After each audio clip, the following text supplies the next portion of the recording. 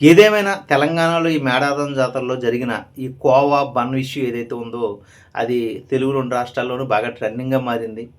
ఈ వలి అనే పర్సన్ అంటే అతను కేక్ బన్ ఏదో తిన్నాడు కదా! ఆ పర్సన్‌కైతే మద్దతు మాత్రం జనాల నుంచి వస్తుంది. అది మంచి విషయమే. ఎందుకంటే అతను అమాయకుడని నేను గతం వీడియోలో కూడా నేను స్పందించాను.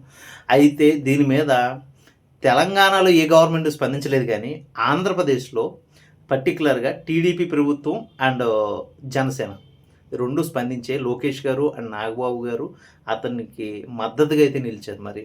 అయితే మరి దీని మీద తెలంగాణ గవర్నమెంట్‌కి వ్యతిరేకమనా? లేకపోతే తెలంగాణ గవర్నమెంట్ యొక్క విధి విధానాలు బాగోలేదు, మేము చూసుకుంటున్నాం అని చెప్పడానికా? మరి ఈ విషయం నాకు అర్థం కాలేదు. మరి తెలంగాణ గవర్నమెంట్ కూడా స్పందించుంటే బావున్నేమో అఫీషియల్‌గా. ఓకే. అన్‌అఫీషియల్‌గా ఎవరైనా మినిస్టర్ స్పందించుంటే అది అంత ఇంపార్టెన్స్ కాదు కదా! బట్ ఏదేమైనా గానీ, ఈ బన్ విషయంలో వల్లీ గారికి జరిగింది అన్యాయం అయ్యి ఉండొచ్చు. ఎందుకంటే అతను పొట్ట కొట్టారు కాబట్టి. ఆ మీడియాని అయితే శిక్షించాలి. లేకపోతే ఆ మీడియాని తప్పుపట్టాలి అయన్నీ పక్కన పెట్టేస్తే. నేను మొదటి నుంచి నా వీడియోలో కూడా చెప్పేదేంటంటే, కల్తీ అనే పదార్థాలు చాలా లోతుగా స్ట్రీట్ ఫుడ్‌లోనే ఉంటుంది. దయచేసి దాన్ని అడ్డుకోండి. స్ట్రీట్ ఫుడ్ తినేవాళ్ళే మన ఇండియాలో 80% ఉన్నారు. ఓకే. వాళ్ళకి ఇంకా మనుగడలో అధికారికంగా ఈ ఎకనామికల్‌గా స్ట్రాంగ్ లేరు.